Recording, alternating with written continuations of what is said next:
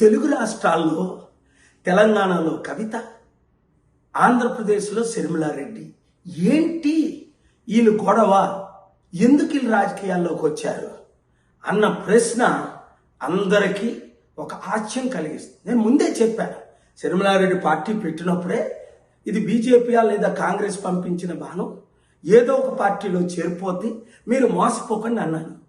లక్షల మంది మోసపోయారు, వందల వేల మంది కోట్ల రూపాయలు ఖర్చు పెట్టారు, ఇప్పుడు రోడ్ల మీద తిరుగుతున్నారు. అందులో ఒక 40 మంది నన్ను కలిశారు. అన్న పదవి ఇవ్వలేదని, రావలసిన ఆస్తి లక్షల కోట్లు తనకు పంచలేదని, తల్లి ద్వారా చర్చలు జరిపినా వినలేదని శర్మిలారెడ్డి గురించి మనకు తెలుసు. అయితే మరి ఇప్పుడు కవిత ఎందుకు వచ్చింది? అందుకే వచ్చింది, ఇంకొక అందుకు కాదు. అన్నయ్యకి పదవి ఇచ్చేశారు, లక్షల డబ్బులు ఇచ్చేశారు, కోట్లు, నాకేమి ఇవ్వలేదు, నేను ఊరుకుంటానా?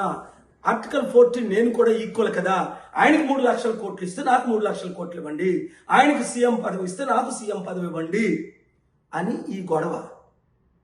చంద్రశేఖర్ గారి కూతురు కవిత, రాజశేఖర్ గారి కూతురు శర్మిల, వీళ్ళిద్దరు హస్బెండ్లు, అనిల్ భార్యలే.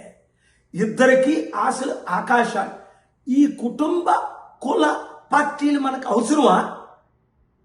ఇంకా మోసపోవడం అవసరమా? మనం బీసీలు 60% ఉన్నాం, ఒక్కరైనా ముఖ్యమంత్రి అయ్యారా? బడుగు బలహీన వర్గాలు ఎంతమంది ఉన్నాం, 90%, ఒక్కరైనా ముఖ్యమంత్రి అయ్యారా? ఇంకెందుకు మీరు మోసపోతారు? వాళ్ళు ఇచ్చిన 1,00,000 రూపాయలకు, 100 రూపాయలకు, 1000 రూపాయలకు కూలి పని చేస్తారు. ప్రజాశాంతి పార్టీ ప్రజల పార్టీ, అప్పులు తీర్చే పార్టీ, అభివృద్ధి చేసే పార్టీ, నిరుద్యోగులకు ఉద్యోగాలు ఇచ్చే పార్టీ.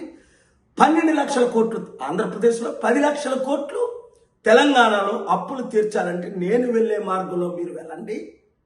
2 రాష్ట్రాలు బాగుపడతాయి, దేశం బాగుపడుతుంది, దేశం ద్వారా ప్రపంచం బాగుపడుతుంది. ఈ వీడియో ప్రతి ఒక్కరికి చేరినంత వరకు షేర్ చేయండి.